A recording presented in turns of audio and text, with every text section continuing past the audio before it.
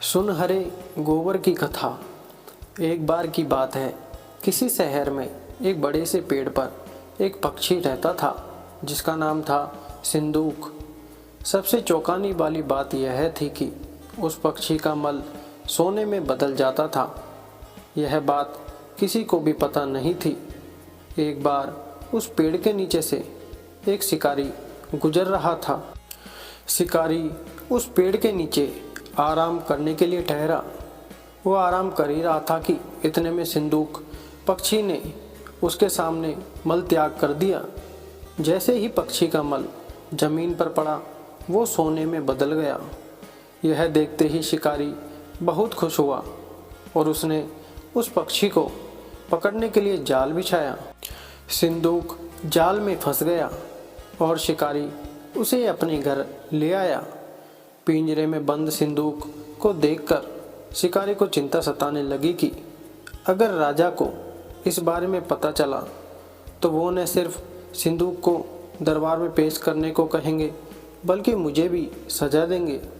यह सोचकर डर के मारे शिकारी ने खुद ही संदूक को राज दरबार में पेश कर राजा को सारी बात बताई।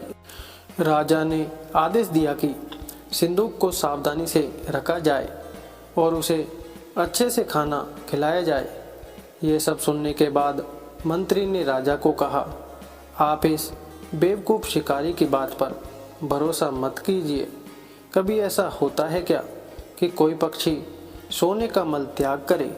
इसलिए अच्छा होगा कि इसे आज़ाद करने का आदेश दें। मंत्री की बात सुनकर राजा ने चिड़िया को आज़ाद करने का आदेश दिया। सिंदूक उड़ते उड़ते राजा के दरवाजे पर सोने का मल त्याग करके गया। यह देखते ही राजा ने मंत्रियों को उसे पकड़ने का आदेश दिया, लेकिन तब तक वो पक्षी उड़ चुका था। उड़ते उड़ते सिंदूक कह गया, मैं बेवकूफ़ था जो शिकारी के सामने मल त्याग किया।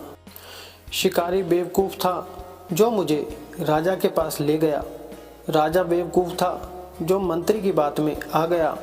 सभी बेवकूफ़ एक ही जगह ही हैं। इस कहानी से हमें यह सीख मिलती है कि कभी भी दूसरों की बातों में नहीं आना चाहिए और अपने दिमाग से काम लेना चाहिए। वीडियो अच्छी लगी हो, कहानी अच्छी लगी हो तो वीडियो को लाइक करके चैनल को सब्सक्राइब करके बेल आइकन ज़रूर दबाएं। धन्यवाद।